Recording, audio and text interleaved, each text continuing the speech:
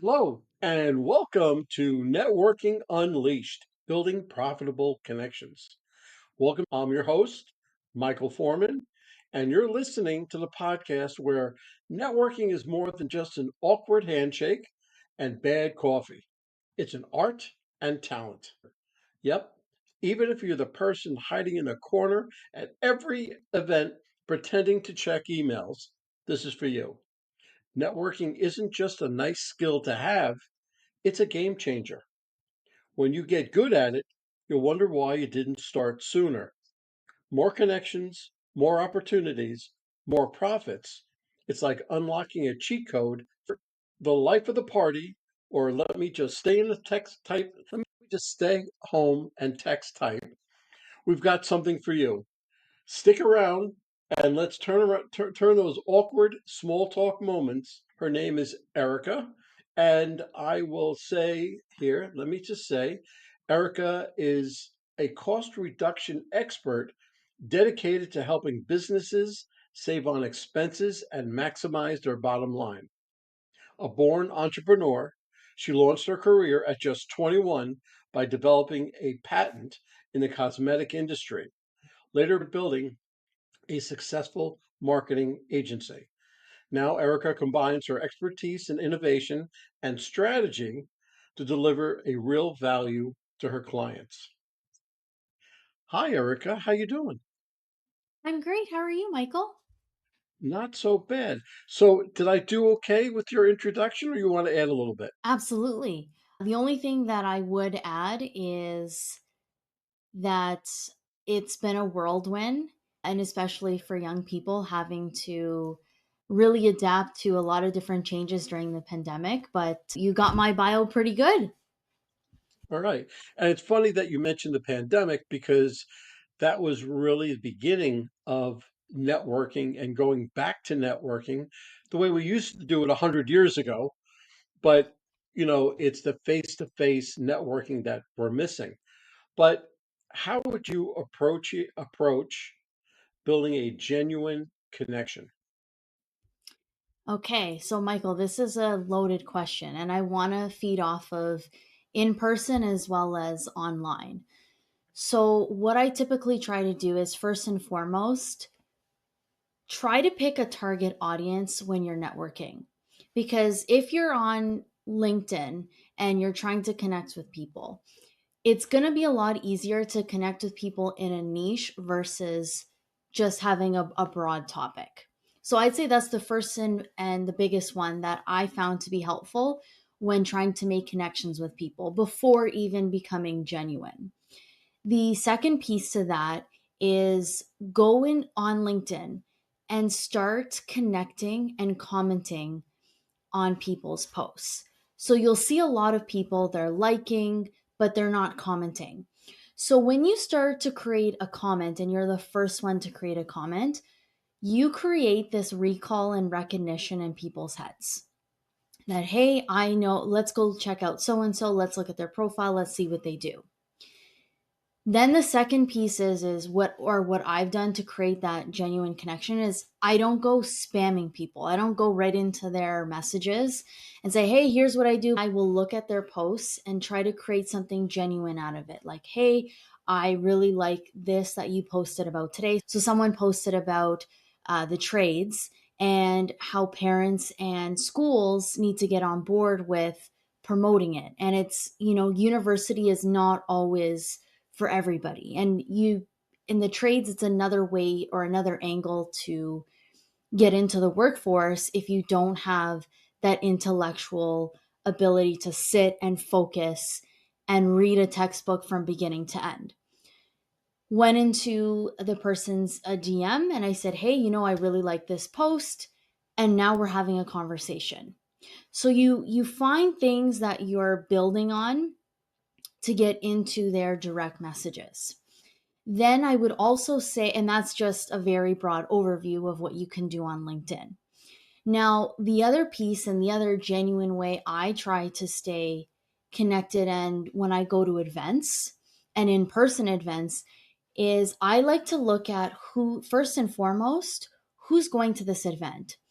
There's been many times for somebody like myself that has gone to women events where they're MLMs, they're real estate agents. Great, that's not my target audience. So what I do is I always look to see who's going, who potentially is going, what kind of event it's going to be, and I'll actually reach out to them on LinkedIn and say, "Hey, I'm going to be at this event. Love to meet you in person."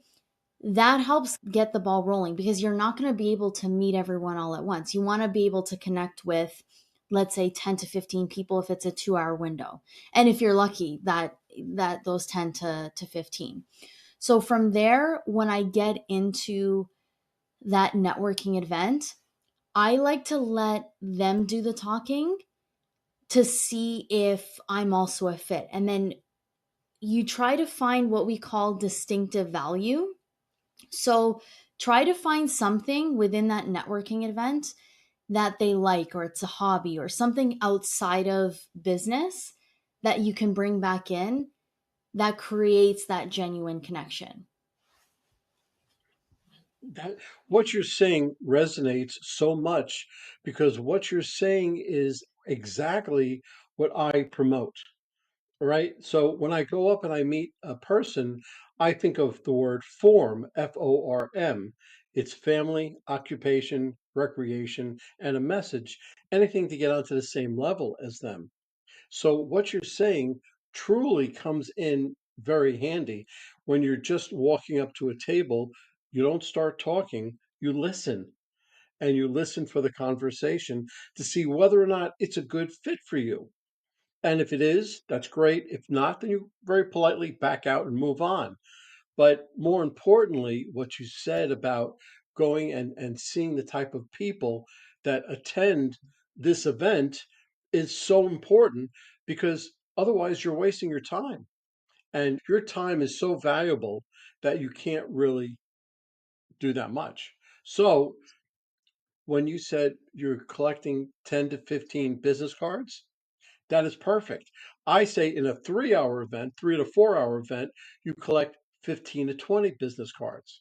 And that's it. I used to collect a shoebox full of business cards and say, oh, look how great I did, until I realized I want to build a relationship more so than just a client.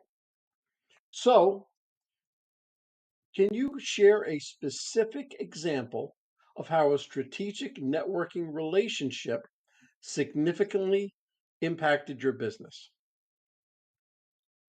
Okay, I would say connecting sometimes with somebody that's not a direct client, but could help you in so many other ways. And to me, that's also a strategic partner. So I'll give you an example. I connected with this guy named Jonathan. He was actually one of the first people that got me into the construction space.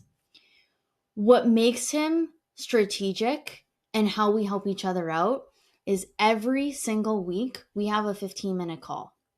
Hey, how's it going? Who can I refer you to? You know, what's happening here, what's happening there. So we were having a call yesterday and he goes, I was at this firm out in Stony Creek and they're looking for grants. I said, hold on.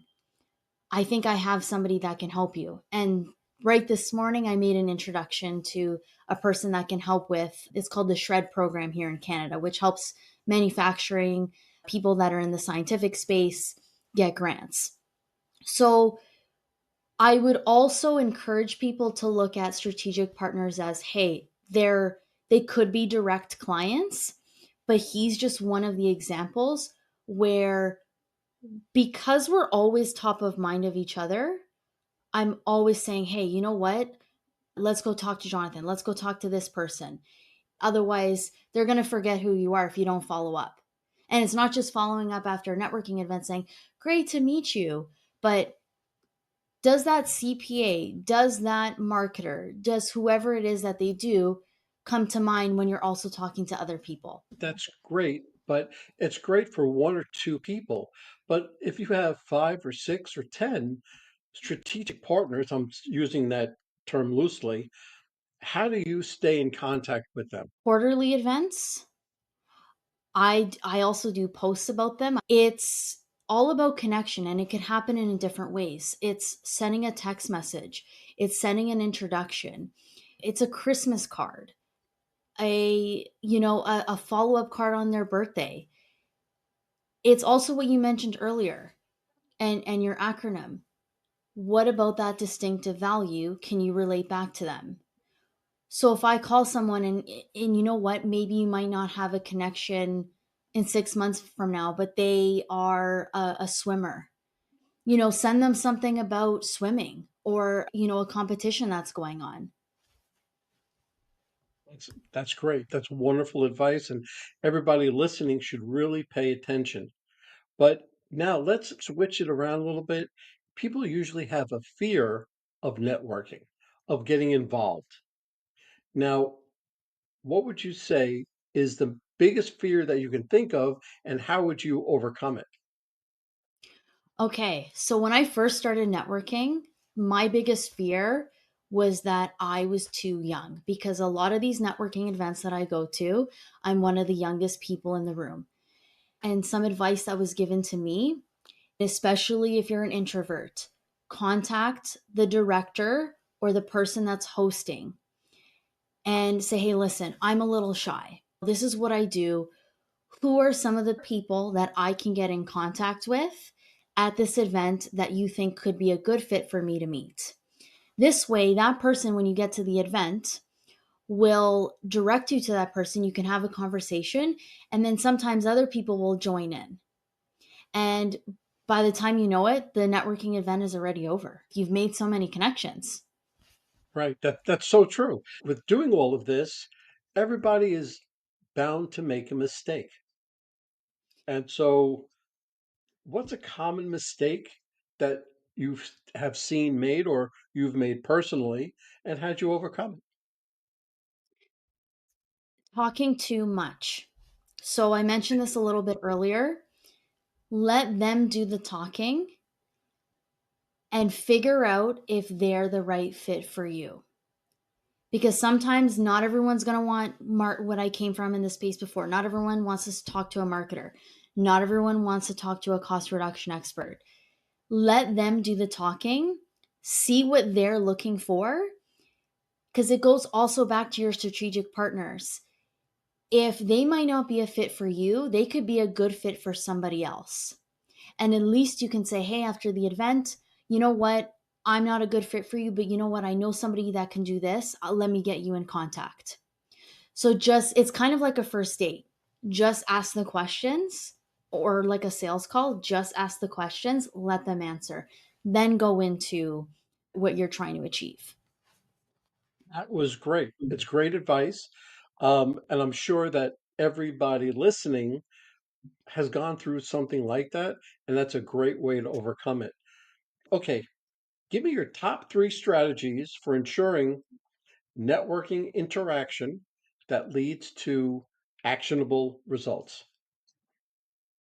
Okay, so first and foremost, yes, give them their business card, but make sure that every business card that you're getting, you're following up with them within 24 hours, within 3 months. Like, make sure you have almost like a schedule.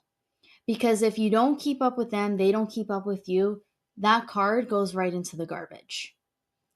That's something I would say, the first thing that is actionable. Second thing that I would say is, don't just go to one networking event a month. Try three or four, see what you like. Go to different industries, see what other people are doing. And I would also say it doesn't have to be a BNI meeting. Before this call, I got someone that messaged me to go to a museum out in Kleinberg, where I am.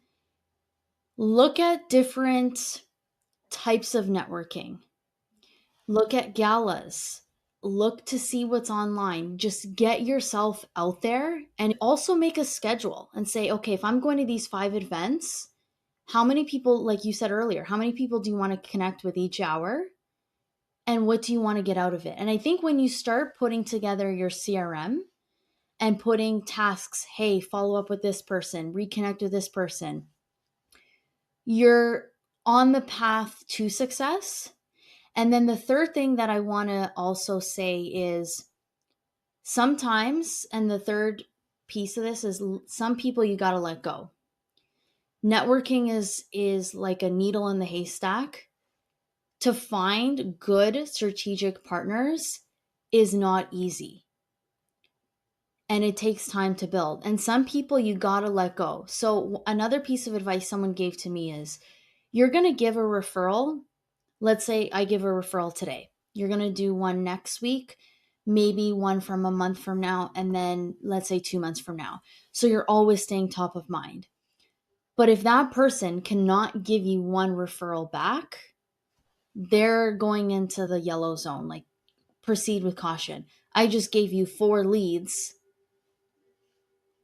and not only did you not say thank you, but also it's a two-way street here. That's very good. Now, what do you do with that business card? Flip it over, write down the date of the event, the name of the event, and something you spoke about. So that when in 2 weeks, when you look at that business card, you remember, it jogs your memory. Oh, you know what? I talked about that with him, and we can talk even further. So that's one.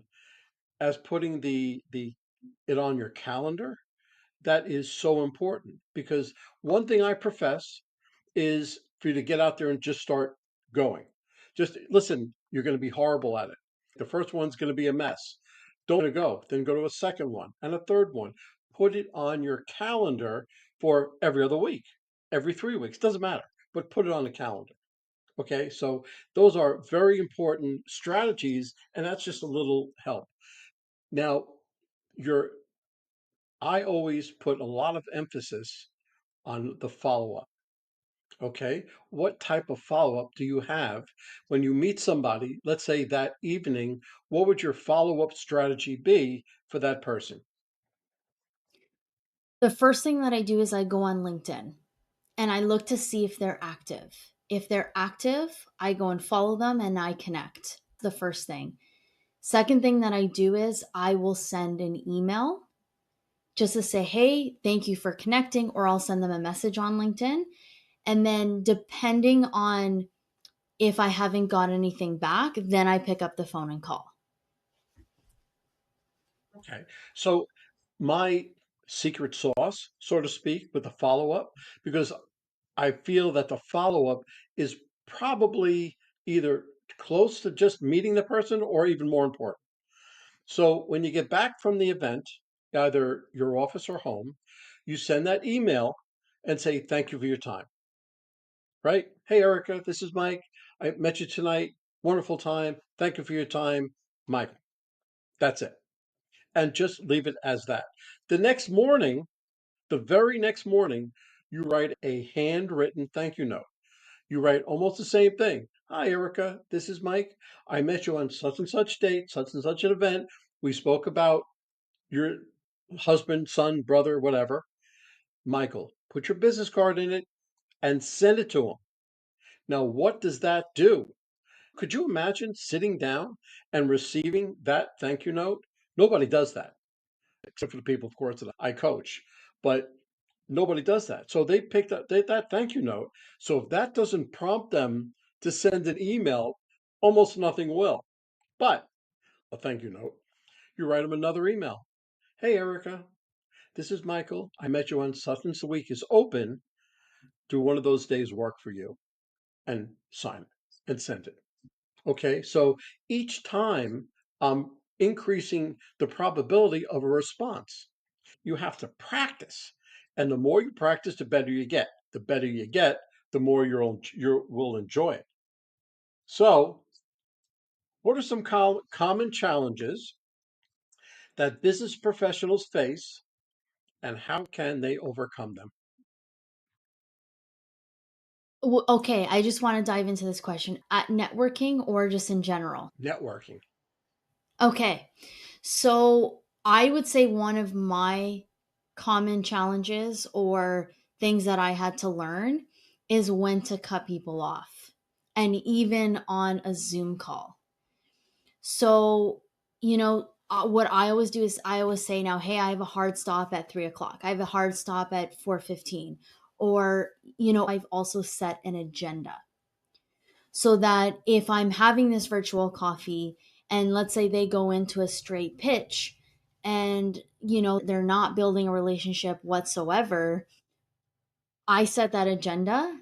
And then if I think it's going out of hand, I end it as well and say, hey, I forgot I had this meeting at 3 o'clock. That would be one thing. Second thing that I also find it's hard for business professionals, including myself, is let's say you're networking on LinkedIn. So it's kind of hard to see right now, but on my piece of paper here, I have for today that I need to do 20 comments, I need to follow 20 followers, connect to 25 new people, and send 15 messages.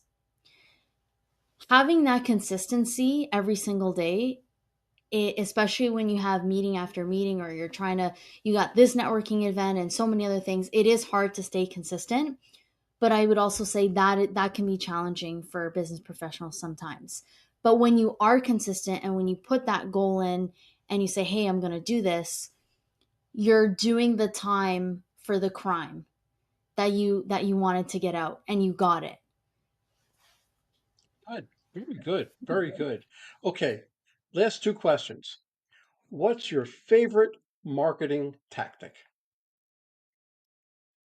My favorite marketing tactic. So, coming from the marketing world, this is a Yeah. tough question to answer because they all work in unison sometimes, and you have to be doing different things to create that recall and recognition.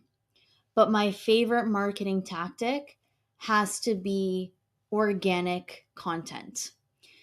When you're putting out a lot of pieces of content, and let's say you're shy, or you're not good at the networking piece, this is also networking because you're building trust and creating relationships, and you're doing it through pieces of content. So if you're consistent with it, you're going to gain traction, you're going to gain followers, you're going to understand also what works, what doesn't work. And people are going to come into your funnel and say, hey, you know what? I'd love to sit down and chat. Because of the reach that you're going to get versus the 10 to 20 people that you have intimately at a networking event, it's also another way to expand that reach. Okay. Okay. Last question. Give me one takeaway that my audience can use today. I want to go back to what you said earlier about the handwritten notes and being someone that actually received only 3 of them out of the amount of people that I've networked in the past 2 years. I still remember who sent it to me, and it's still top of mind. And it's something that, like, even I want to do now and I forgot about to do. So that's what I would say what my one piece of advice is, but also yours, moving forward. It's a great tactic. Okay, it's true, but it is so powerful. And as many people as I coach, as many workshops as I do where I tell them to do this, nobody does it outside the people that I coach, of course. But it becomes so powerful and you remain top of mind. So that's why it's so important. Erica, so if anybody wants to get hold of you and enlist your services, how would they do it? You can reach me on LinkedIn. My last name is a little bit tough, but it's spelled Giuggio. I'm a phone person. I am a millennial, but I promise I will pick up the phone. You can call me at 416-605-0193, or you can just shoot me an email at erikagiuggio@schooleymitchell.com. Perfect. That's perfect. Erica, I want to thank you so much for coming on. You have it. You know what you have to do. You're doing it and you're showing results from it. So if anybody wants to take note and talk to Erica, please contact her and ask her how she's doing it or hire her as a coach. I'll talk to you soon. Thank you so much, Michael. You're welcome.